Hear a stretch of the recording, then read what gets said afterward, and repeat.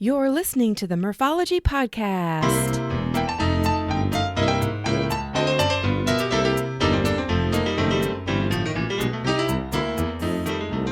Thanks for tuning in to the Morphology Podcast. Hey, if you haven't yet, please subscribe to this podcast and give it a thumbs up if it's deserving. It helps me out a lot. And a quick shout out to Simmons Electric. Since 2004, they have been doing residential and commercial wiring, whole house generator installations, and so much more. Their slogan is small business, big results. And Simmons Electric is a huge supporter of Iowa Bike Trails and Lamba, a local mountain bike nonprofit. Thanks, Mike and everyone at Simmons Electric for supporting this podcast and for supporting bikes. AKA Murph here to share interviews about biking experiences from cyclists who have pedaled to places all over. Each week we will get to know new people and explore new destinations to ride your bike. As you listen to these adventures, you may wonder, why haven't I done that yet? Rob and Todd are on the show today to talk about their Great Divide adventure through Montana. In early June, these guys loaded up their custom Salsa bikepacking bicycles and headed north to ride a portion of the Great Divide mountain bike route. They rode 10 days of forest roads, single track, and other varieties of terrain, which provided them with over 40,000 feet of climb. They were able to ride with some of the racers doing the Tour Divide, which is a race from the border of Canada to the border of Mexico. Now, I would consider both Rob and Todd elite athletes who train and race bikes year-round, but they did make it clear if people train properly, have the right equipment, the right attitude, and enough time, almost anyone could tackle this route. And on a side note, I want to apologize for all the background noise on this episode. A few minutes into our interview, the outdoor space we were using turned on their music and traffic picked up. Anyway, here's my interview with Rob and Todd. All right, well, on the show today we have Rob and Todd, and you guys are on to talk about Rob and Todd's Great Divide adventure. Hey, guys. Hey, Kathy, how are you? Good. Morning, Kathy. Yeah.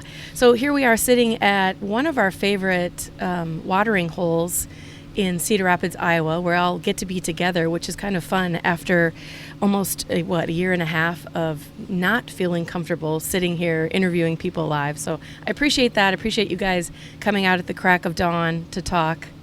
And by crack of dawn, I mean 10:30. But anyway, we're here before the watering hole even opens. And we are here, like I mentioned, to talk about the Great Divide. So, are you guys ready? Ready? Okay. Yep. So, it's pretty obvious, listeners, that these two have experienced the Great Divide. But first off, for people who don't know, will you explain what is Great Divide mountain bike route? Sure. Adventure cycling set out, I think, 10 or so years ago to create a route that generally followed the Great Divide through the Rockies. Mm-hmm. And so they put that route together. And so that's the Great Divide mountain bike route through adventure cycling. And then kind of on top of that is the Tour Divide, which is the actual race. And it's not like a super official race. You just, put your name on a spreadsheet and off you go.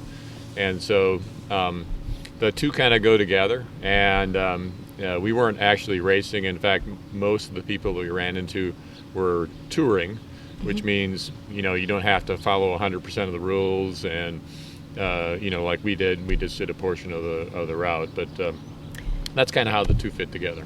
And the official route, it didn't take place officially this year, but typically it starts in Canada and ends at the Mexico border. Is that true? Right. Correct. Yeah. Banff to Antelope Falls, Mexico, and New Mexico, which is right on the border. And because the border's closed for non-essential travel this year, it started at the Canadian border and went south. Although the other thing I guess to mention is, most people go south, but there's also plenty of people that do it the other way and go from south to north. Okay. Is this an event that can happen anytime throughout the year, or if you just want to tour it, or does it have to happen when you guys went? You can tour it anytime you want. Mm-hmm. The race starts in mid-June. I think it was the 12th this year, maybe. But I think I'd say, it's probably more fun if you do it when there are more people out there, because that kind of adds to the experience. So you could do it any time of the year, snow permitting, and 1,000-degree temperatures permitting. I would say after our trip, I wouldn't do it any other way than starting. We started a couple days before the official start, and it was so cool seeing the racers come through, and then the riders, and then the tours, and we hooked up with people that we would ride with for a bit or end up camping with for a couple of days. That was probably one of the benefits. Well, then let's get into the epic adventure that you guys both recently completed, and I'm calling it the Great Divide Mountain Bike Experience Montana, because that's what you guys did. Is that correct? Mm-hmm. Yep. So first off, you say we're calling it mountain bike route. So do you want to describe the terrain? I mean, I'm assuming it's pretty rough. Yeah, I'll take that one. We rode actually 10 days. Oh, okay. We rode 632 miles, an average of 61 per day. And we climbed 40,664 feet total, averaging 4,020 per day, or 7.7 miles going up. Montana had a lot of especially the first section, had a lot of areas where the ups were 8 or 10%, maybe averaging 6%. As we got to the south, it got a little bit easier. Well, one note, when you're talking that degree of climb, how are you still able to manage 60 miles a day? Well, you might walk some sections. It wasn't like it was all there, and the last day had nearly 4,000 feet of climb, but it was over 85 miles, and there was really no place you just climbed. I would say the difference was the first part. We didn't see Canada. I don't know what that's like, and we don't know what it's like south of that, but and the races are going a lot farther than that. They're so JP Turvey did it in 15 days, so that's roughly 200, not quite, but 200 miles a day, right? Wow, so that's mind-blowing. The guys that are racing are going a lot faster, right? And probably not sleeping. I think I saw Jay average 2 to 4 hours a night of sleeping. I don't even know how you can function with that. Yeah, his actual official time was 14 days, 19 hours, and 24 minutes, so just under 15 days. To go from the border of Canada all the way to the border of Mexico. Actually, this year it started in Roosevelt and went 2,477 miles to Antelope Wells, New Mexico. Jeez. If you do the Banff, BC route, according to Wikipedia, that's 3,083, which is more than I thought it was. Wow, that's aggressive. Anyway. But I'm not discounting what you guys did, because you're talking, how much total elevation did you mention that you guys did? 40,000, a little over 40,000. 40,000. That's a lot of feet. That's 1.5 Everests. I mean, I'm no mathlete, but that's some major elevation. And we should probably mention that you are self-contained. Right. So you have your food with you. I'm sure that there are places that you stopped, and we'll probably get into that. But you had, I'm guessing you didn't have 10 outfits for each day. Actually, I know better because I saw your outfit, or I saw your photograph, so I know. Yeah. But do you want to give us some highlights of the event itself, the ride, how much you enjoyed it, if you still like each other, all that good stuff? Well, I can start with that. One thing I'd mention is, the logistics of getting to and from the ride are pretty tricky, when you start thinking about it. And so what we did was took Todd's truck to the Yellowstone Airport and rented a car, drove up to the Glacier Airport, and then drove back to the truck. And so, just getting to the beginning and the start of what you might want to do is something you have to spend quite a bit of time thinking about, in order, because you could leave out some important parts and then have kind of a tricky adventure there. Yeah, our grand plan was to start in Roosevelt with the ride, and then it turned out that there was almost no way for us to get to Roosevelt without spending $800 on a U-Haul truck. So, well, and the renting a car is a genius move. I don't know if everybody would think to do that. That was Rob's move, renting the car, and then he said, well, let's leave the car in long-term parking in West Yellowstone, and it turned out to be free. Yep. Oh, And we nice. talked to the guy that was the Avis guy and asked him if the parking lot was safe, and he said he personally looked over it and he would ensure that we were fine. And so Awesome. it was quite a trip that way. Awesome. But I'd say just overall, this is the kind of thing that as a bike rider, maybe dabbling in bike camping and that kind of thing, that everybody kind of has on their bucket list. Hey, I'm going to do that someday. But I think the majority of people never do it, right? Because it's just tricky and it's hard to find that much time and that sort of thing. And so that just doing even just doing Montana was just terrific. It was a chance to kind of know that you can do it, know that you can be out in the woods for a while, and still survive, not get eaten by a bear, or not starve to death, all those kind of things, and still have a lot of fun and get a great workout out of it. And I think, like Todd mentioned before, I think the riding is one thing, but because you're on a route where there are other people and other residents that kind of expect you. That just really adds to the experience. It's not a rag bride kind of thing, but it's also there, people all along the route where their summers are all about, meeting and taking care of all these riders that come through. And then as just like in any sort of long event, you kind of naturally sort out to a certain pace. And so you start seeing the same people every day and getting to know them and where they're from and how they're doing. And so that was really, one of the coolest part. The scenery is obviously spectacular, like all day long, every day, right, in Montana. But the just kind of meeting the people along the way and meeting the people in the ride was kind of the best part. Yeah, that was really, really, really cool. It was kind of crazy because there's, like Rob was saying, there's a little town called Ovando, and I swear their whole summer income revolves around the riders coming through, and they've adopted what they do to kind of fit that. And there was a place we stayed the next day after that called the Llama Ranch. A lady and her partner, basically she owns it. He's been with her for like 5 years. They had 3 or 4 cabins that you could stay at for free. Oh, wow. Or you could camp for free, and they had beer, they had water, they had sandwiches in the refrigerator. And it was basically your agreement is you had to pay it forward and do something maybe not there or somewhere else but yeah, it was incredible how many people this is their whole life supporting. The lady at the angling shop or the fly shop, you remember her name, I know. Basically sat out there and greeted all riders coming into Ovando, had a camera up there for everybody.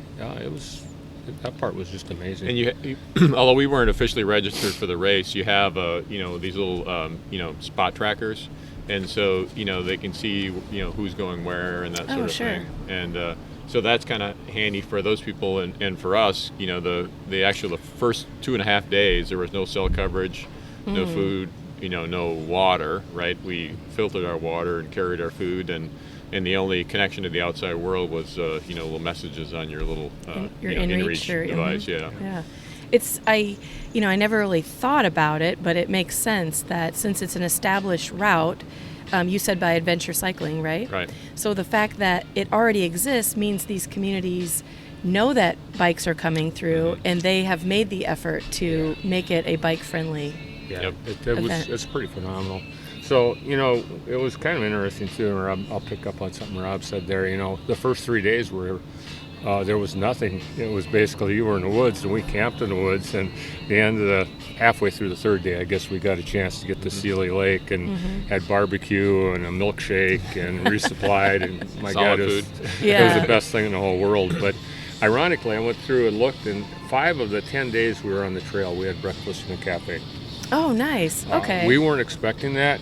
In fact, I think that was one of the biggest things we learned. We started expecting to carry a lot of food. Originally, we were going to cook. We decided not to cook. Then we decided maybe we'd just cook coffee. By the time we got done on the trail, we'd sent the coffee maker back on UPS. We'd only made coffee one day. We bought food along the way. We learned to buy sandwiches at places. So the breakfast, have them make an extra burrito for you and wrap it up and take it along. And we sent home extra clothes. You were asking about clothes. I bought spare clothes to change into. By the end of the trip, I had one set of clothes I wore during the day and one at night, and I washed the day ones every night and let them dry out. Now, I think it was amazing to me how lightweight we could travel. Yeah. We really, I think my bike when I got home had 46 and a half pounds, and I think I'd be 45 based on what I would still take off of it. Is that gear or bike and gear? That was bike and gear, wow. total, without water and food. Wow. And we typically carried about 3/4 of a gallon at most of water, maybe a little less than that as we're consuming it. So that's like 6 pounds most. Wow. And food was probably a couple pounds that we had with us. So. Yeah. Well, and it's nice to know that you were able to stop here and there, right. And get the cafe breakfast or bring the sandwich along. Yeah. But do you want to tell the listeners a little bit about your bikes? Sure. Because I know you guys have cool bikes. It's kind of funny because we had lots of debates about the differences in our bikes, and then I spent the last couple of days thinking about it as we talked about doing this, and I bet if we put our bikes side by side, you couldn't tell the difference other than his has got a gold color and mine is silver. They're very, very similar. They're configured very similar. I have a Salsa Fargo. I've got a suspension stem, which I got based on what he had bought. I have 2.2-inch tires. Again, very similar to what he's riding. I looked it up on Salsa. They call it a bike packing bike. Nice, yeah. And so it's somewhat special purpose for this, but nearly identical configuration to what Rob has. Anyway. Yeah, and I had a Salsa Storm Chaser, which is their kind of single-speed gravel bike, and it worked out to be great. One of the things that's tricky about, even though Todd and I get along great, we have different speeds for riding and that sort of thing, and so you have to kind of figure out, because it doesn't naturally sort out like just people you meet along the way. If you're trying to stay together, then you got to figure out how to make that happen. So I rode a single speed, and that just gave me a really good workout while like a single speeder has to. You go hard up the hills and then you wait and that sort of thing. And so in the end, I got the great workout out of it, and we still had a great time riding together. And the Salsa Storm Chaser was pretty much stock, other than I had, instead of the 43 millimeter tires it comes with, I had 55s on there, which really made it more like a mountain bike and made it a lot nicer on the gravel and that sort of thing. You asked about the terrain in the roads. It was mostly Forest Service roads, and so they'd be kind of gravel with random holes and rocks every so often. But then there were other sections where they were really rocky, or even single track. There was one place in particular, Fleecer Ridge, where it's like a 35% descent on this like crazy loose stuff, and you're just kind of like sort of skiing down the hill with your feet and brakes and everything you can muster to keep from sliding down the hill. And I'm assuming you're not set up fixie, you're set up as single speed, so you can coast and use your brakes. By the way, at Fleecer Ridge, nobody rides down there. I was going to say 35%. When he's talking about sliding, we were walking our bikes down there, and somebody told us maybe 2 people have successfully ridden the thing and that they know of in the whole history of the ride. And it's not just 35% for like 100 feet. It's like, I don't know, it seemed like a mile. It probably wasn't that long. Oh my gosh. A long descent. Anything either of you would change about your bike setup if you did it again, or when you do it again?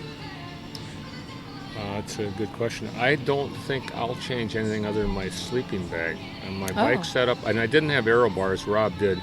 I will probably put aero bars on. But I was really happy with where I was anyway.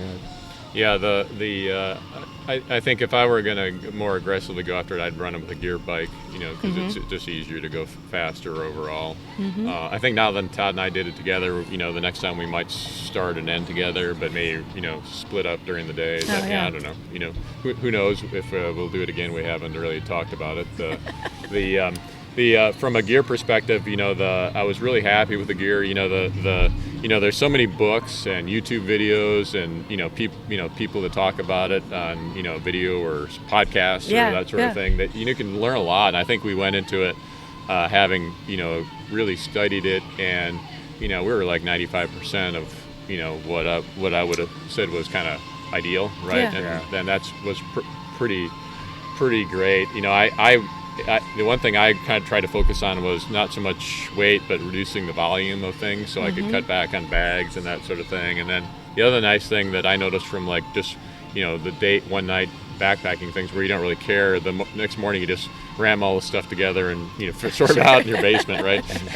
Whereas when you're out there for multiple days, you kind of have to get yourself organized. Oh, yeah. And I think we both kind of changed, and I like having more smaller bags to kind of like, okay, all my clothes go in this bag, all my gear goes in this one, my sleeping system goes here, right? So there's some sort of logical thing, so when you pack and unpack or decide you need something, you have a shot at finding it in less than 20 minutes, kind of empty everything out onto the ground. I would say that was really important because we both did it, and I think within a couple of days, I think we both had it kind of really sorted out. But we stayed in a community hall in Basin, Montana, and we walked in there. We'd been in the bar till pretty late, and it was kind of one of the few places we had a bar at the end of the day.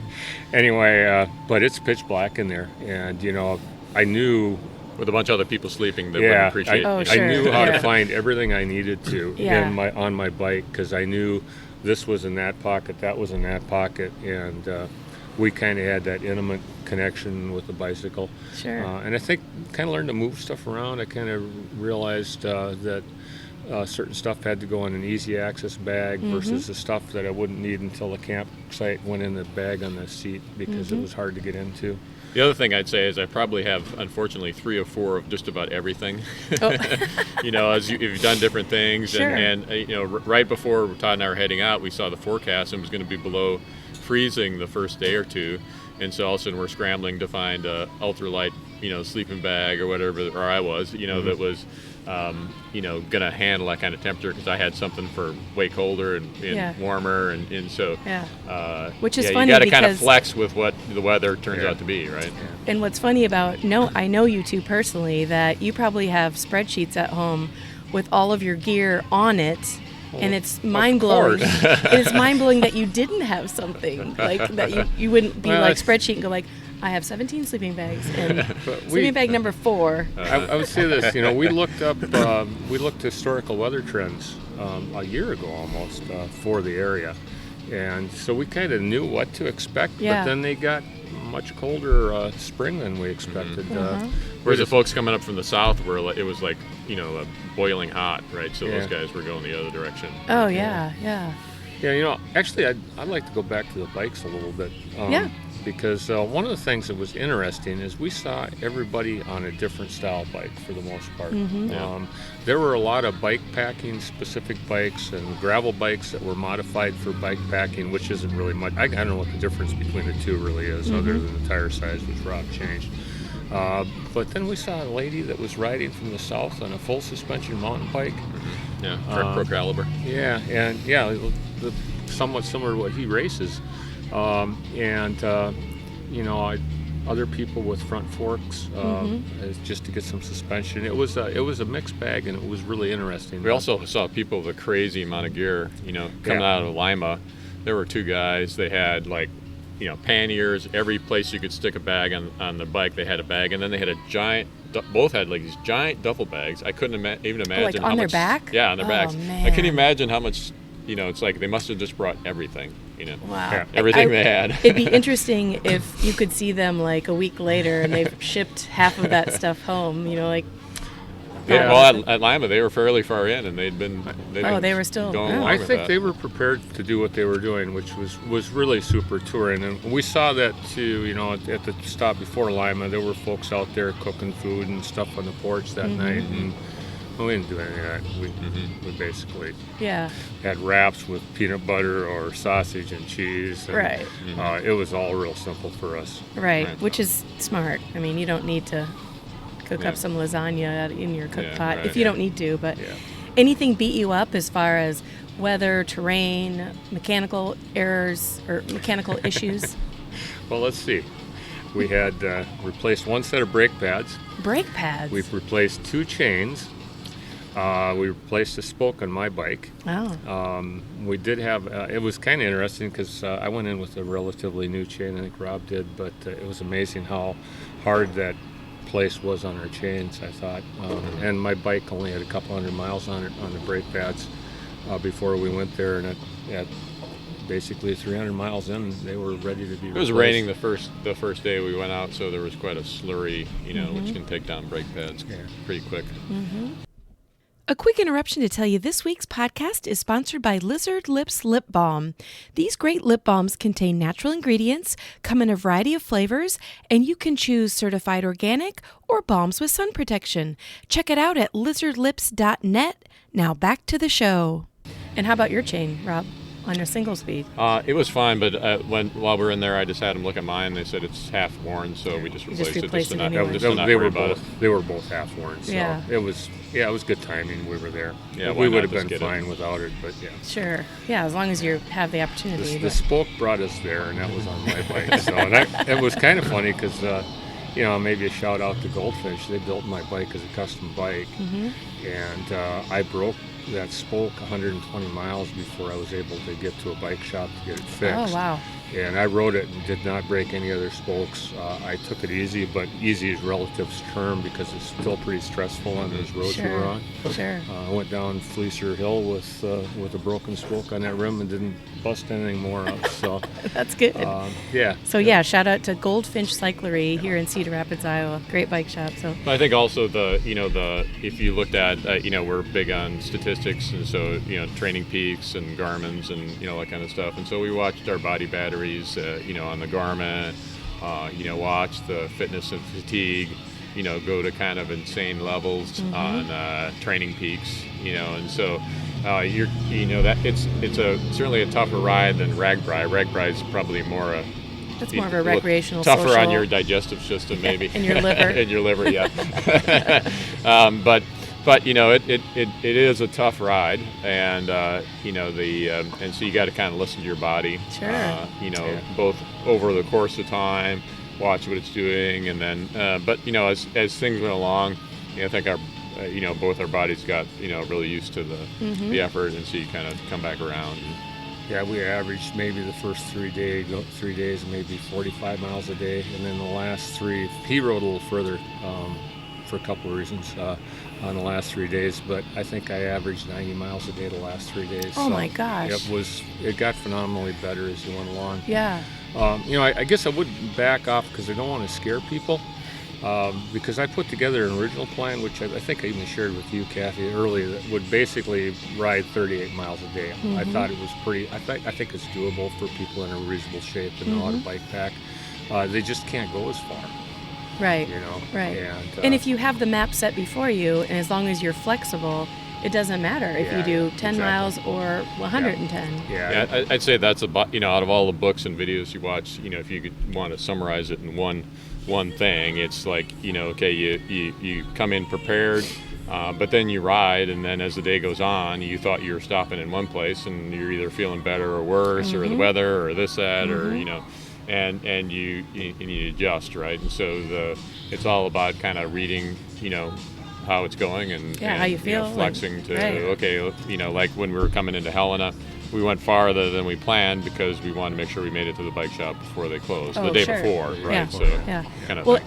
And that was my next question: is how important is navigation, and what was your method? Because we all know if you're at home, you can get on the computer at Adventure Cycling and buy the map and all that kind of stuff. But were you using GPS or paper maps or completely winging it?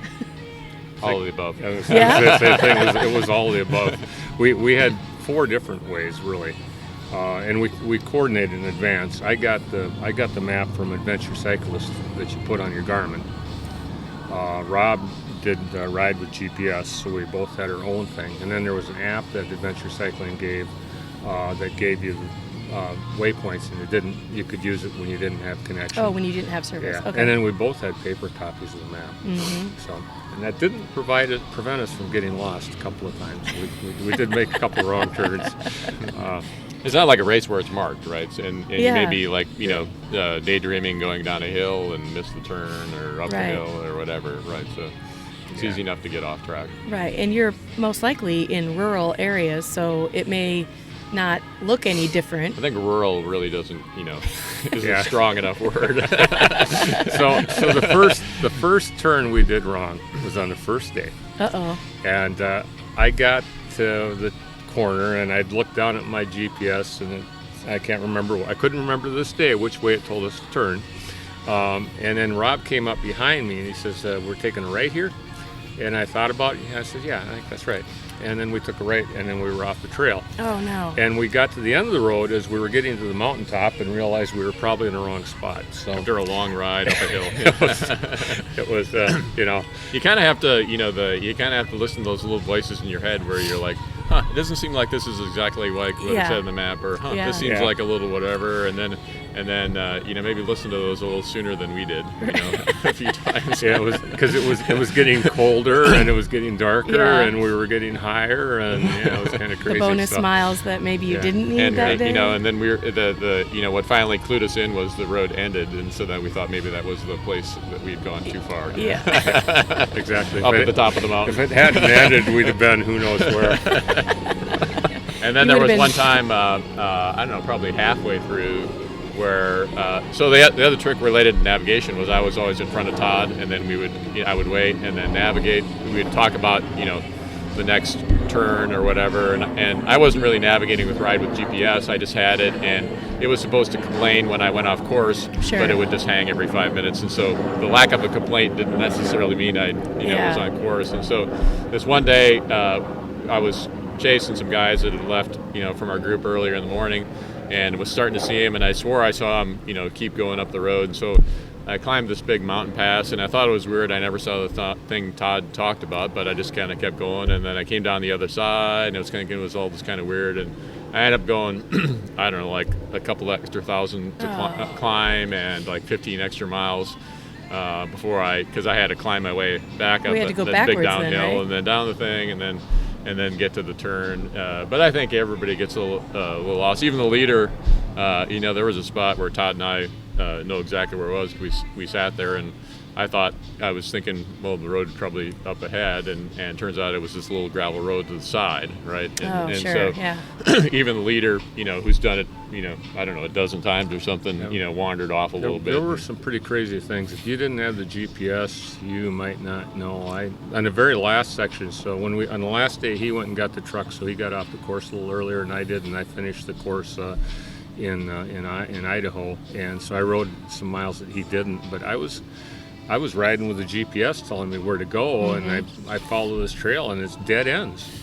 And I'm sitting there looking at it, What the heck? Well, you know what you're supposed to do? There's this place that was closed. There's just a little single track there. You're supposed to get on that single track and ride up in there. So if you're going along and that road didn't dead end, you might keep going. Now, if you get out the maps have a ton of detail, and you go, I'm at letter J, right, on map B on this side of this whatever, and you go read, it says, and then it'll say, turn at the thing that you can't see and that doesn't have a label, but don't go to here, and so eventually you can figure it out. But if you're just wandering along, daydreaming, you might wander off a little bit. But in the end, it was all part of the adventure, and you just kind of it was. I got a little better workout that day, and that's just the way it is. Well, and to know you weren't racing, like you weren't trying to get on some podium. You were literally there to enjoy yourself. And to not end up in Canada. I guess I would say, to anybody that's listening, though, get the paper maps for sure. Yeah. But also get the downloaded map for your Garmin, or what's the other brand? Wahoo. Wahoo sounds like it was a little bit easier to use, and a lot of people were doing that. I would recommend getting a Wahoo if you don't have anything already. If you've got a Garmin, I wouldn't do it again without that map on the Garmin, because that was what always we would always both look at that and say, okay, this must be the way to go. And also it was pretty good at telling us if we got off the wrong way after I figured out how to use it the first day. A quick interruption to tell you this week's podcast is sponsored by Lizard Lips Lip Balm. These great lip balms contain natural ingredients, come in a variety of flavors, and you can choose certified organic or balms with sun protection. Check it out at lizardlips.net. Now back to the show. And I think now is a good time to, give a shout out to Adventure Cycling, because they do, it's not very much money to become a member, and the volume of maps that they have throughout the entire United States is amazing. And like you just mentioned, the paper maps give you a little bit more than just a line to follow. Like they'll give you places to stop, places to eat. The full number, they're only open till 8 kind of thing. You know, hey, there's food here and you're all excited, except it's an hour past when they close kind of thing. Right. Whoops. What's the key, in your opinions, to tackling each day when you're doing a long distance ride? So, you know, maybe the last 3 days you've done 60 plus miles, you've got a marginal night of sleep, you haven't eaten, you get up in the morning. How do you tackle the day? I don't know, we probably have opposite philosophies on that, but my perspective is, you know, you just kind of live in the moment and not worry about, you know, you're fit, you're prepared, you got, you know, all the things you need, you know how to filter water, you got food for a day and a half or whatever it is, and you just pedal and just kind of, you know, we knew we were going to our truck in Yellowstone, so you know, there was no question that everything between here and there we were going to climb it or go down it or around it or climb through it or whatever else, and so you know you're going that route, right? And so then all that's left is just you just ride that day and see how it goes, you know, stay in the moment. How about you, Todd? I would agree with Rob there. I think one of the differences, though, is I'm just not in as good a shape as he was. So, you know, there was no way I could make the days that he was wanting to do or could. The other thing is I'm a little more conservative when it comes to, you know, time to get a camp set up and set up for the night. I would have taken, well, I mean, we did. We like the second night in, we stopped short of a path and had a lot of snow on. I think Rob might have just kept riding and finished in the entire town in the next town. But you know, there was no way with 3 hours of daylight left that I was going to go try and do that based on the pictures I saw. So I'm just more conservative that way. I don't think, but within my abilities, I'm pretty confident too. So it's just different abilities to a large extent. And it is a totally different experience when you know there's an endpoint waiting for you, whether it's days away, months away, or hours away, that, you know, that's your exit. I think the other caveat to that is the first 3 days, and that day was one of those first 3 days, we were actually in an area that was grizzly bear habitat and not just black bear habitat.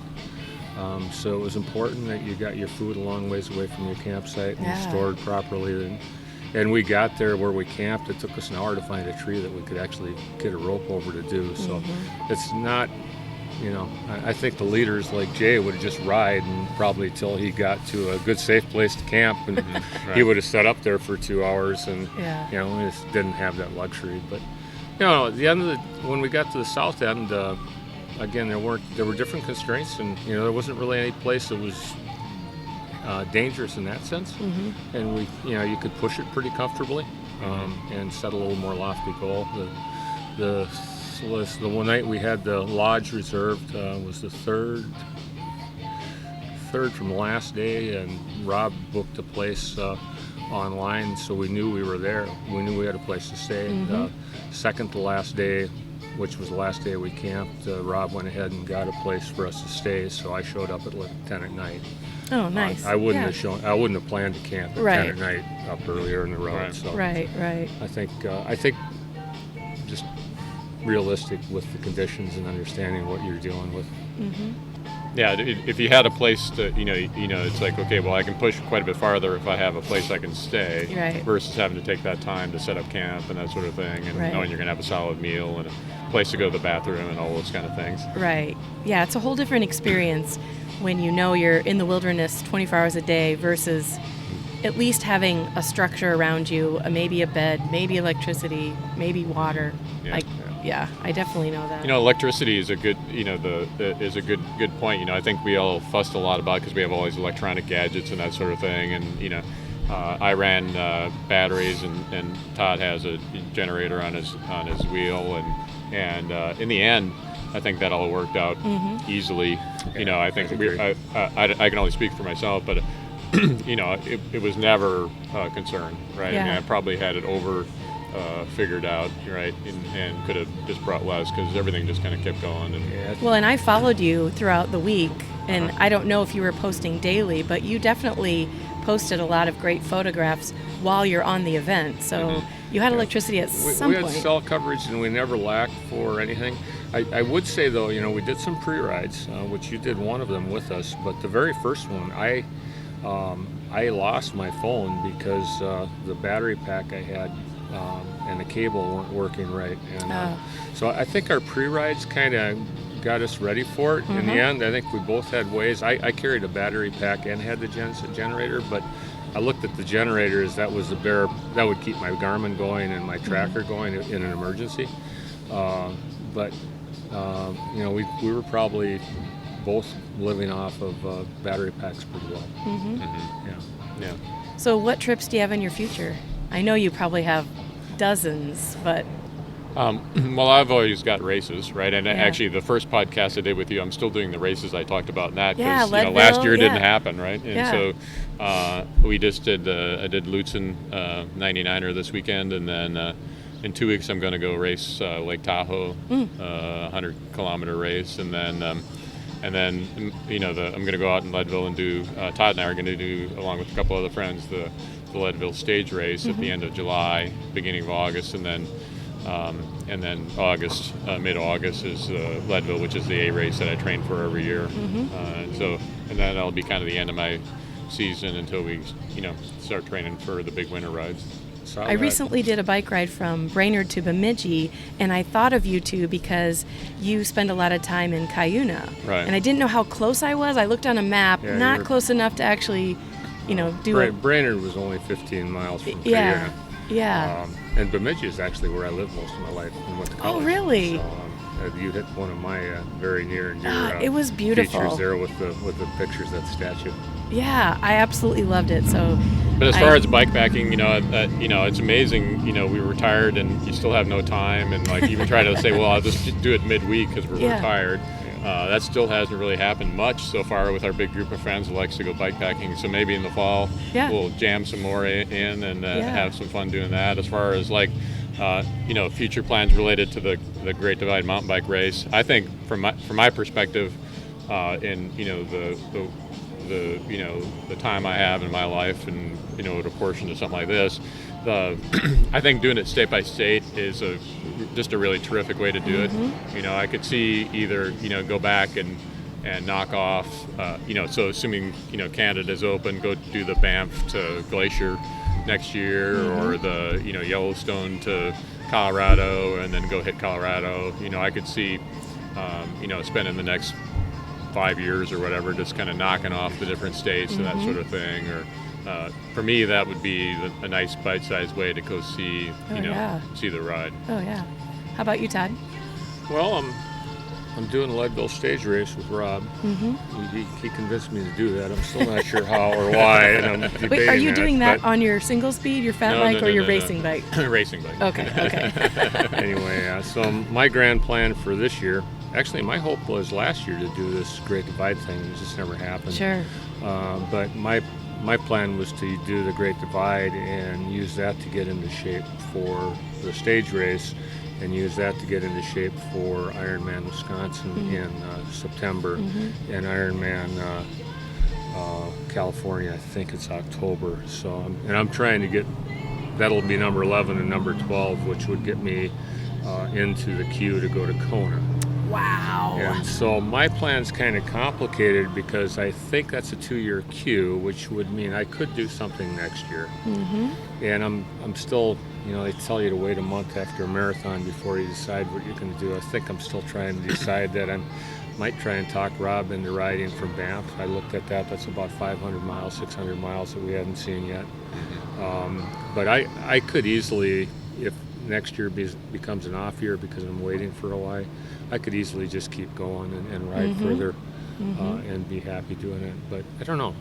I would also say that the last day I was getting lonely out there. It was kind of weird. We were in the high desert. The last 2 days were high desert. They were pretty dry. We could find water, but pretty dry. A whole lot of nothing.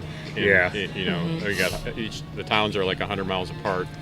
Towns probably have to lose the air quotes, but 100 miles apart. So there's just kind of nothing in between.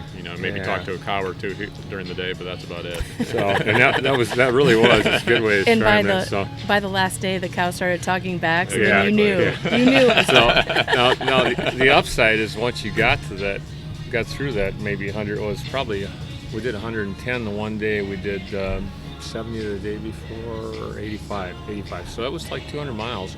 Once you got to that, you got to, into Idaho, you got into Wyoming, and then you went past the Tetons if we'd have kept going. Oh. Which, I think I could have handled that. But once you get past northern Wyoming, you get to southern Wyoming, and it's even worse. It's a longer high desert where they recommend tours carry like several gallons of water. Oh, wow. A whole lot of nothing. Yeah. Yeah. So, but then once you get there, then you're in Colorado, and that would be interesting. So I have no idea. Yeah. I think it's kind of too soon to say, but. Yeah. Well, and for you to say that you need to work on your fitness level is something that has to come from within you, because the fact that you guys did this event, the Great Divide, says a lot about your fitness level right now, and the fact that you've done, how many? 11 Ironmans? And technically 10 plus one that wasn't sanctioned, so yeah. That's just mind-blowing to me. So congratulations on all of that, yeah. I think we're both always working on our fitness level. Yeah. He's just better at it than I am. That's awesome. Well, before we sign off, I know that you guys are part of some local organizations, but is there anything you want to plug? Whether it be, I guess we plugged adventure cycling, but yeah, I'd say biking has been a big part of my life, and I've done a lot of sports. So I was always a runner in my 20s and 30s, and unlike Todd, I've just focused on the things that I'm really good at. So that's why I got out of Ironman and triathlons, because I as I get older, I wasn't as good a runner as I used to be, and I was always a horrible swimmer. So, so biking's a big part of it. And when I was working, I all I could do was donate cash because I didn't have any time. And then now that I'm retired, then I'm on the LAMBA, Linear Mountain Bike Association board. But I just encourage everybody to kind of support whatever organizations in their local community. If you're at a place in your life where you can go out and work on the trails a little bit, or donate a little money, or donate time. Just think about paying it back, right?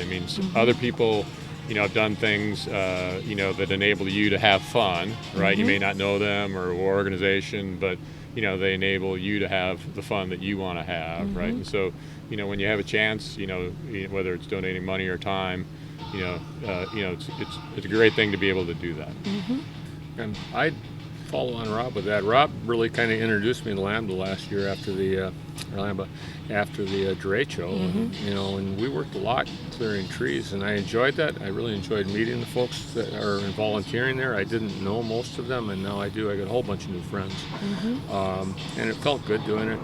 I'll go back and plug Goldfinch again, because they really did an awesome job for my bike. Yeah. And before we left, Rob needed something fixed on his bike, and he couldn't be there to pick it up, and those guys worked it in their schedule, and then I went down and picked it up from them, and they really were instrumental in helping us be successful on this, for sure. Yep. So awesome. Definitely. Those and guys are great. Yeah, I give a thumbs up to all of that.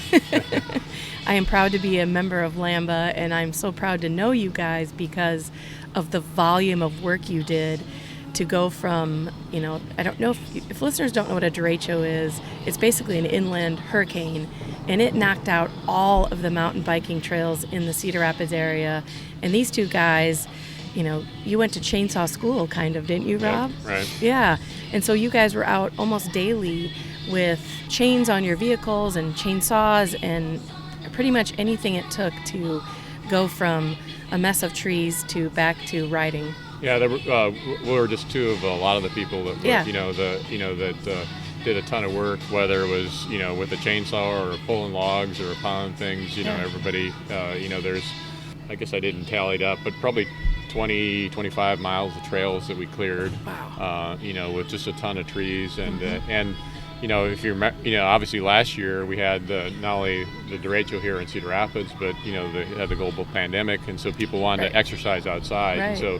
Our club is really focused on getting those trails back open so that people have a way to, safely stay healthy, right? And so that was a big success.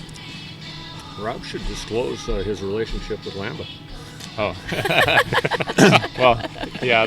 It was one of those. Everybody took one step back, and I became president of Lambeau. So that's the joys of retirement. Right. I mean, I'm happy to do it because like I said, I'm retired, and so I have some more time, to run things around at odd hours that maybe somebody with a regular 9-to-5 job wouldn't be able to do. So. It's been a great experience, seeing how hard everybody works to, make things fun. Not only the trails, but then also, getting new riders involved. You're certainly out on the trail a lot more, Kathy, than you were maybe a year or two ago. And so it's great seeing, a lot of new people, women, kids, and everything, really get involved in mountain biking.